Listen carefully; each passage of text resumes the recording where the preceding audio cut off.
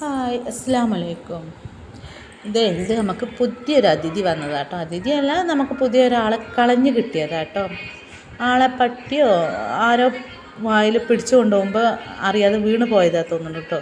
പക്ഷേ ആളെ ഞങ്ങൾ രക്ഷപ്പെടുത്തിയെടുത്തു കേട്ടോ. ഇപ്പോൾ ഇതിൻ്റെ അമ്മ ഏതാന്ന് പോലും അറിയില്ല കേട്ടോ.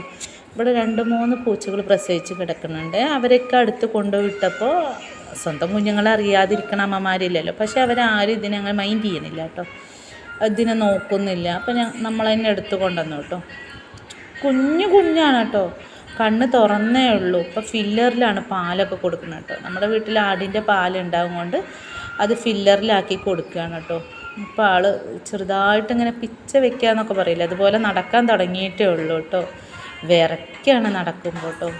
ഐശുവിന് ഇതിനെ കണ്ടപ്പം ഭയങ്കര സന്തോഷമായിട്ടോ.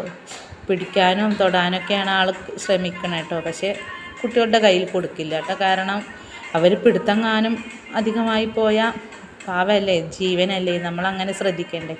അതുകൊണ്ട് ഇപ്പോൾ സേഫായിട്ടൊരു പെട്ടിയിലൊക്കെ ഇട്ട് അടച്ച് വെക്കുന്നുണ്ട് കേട്ടോ.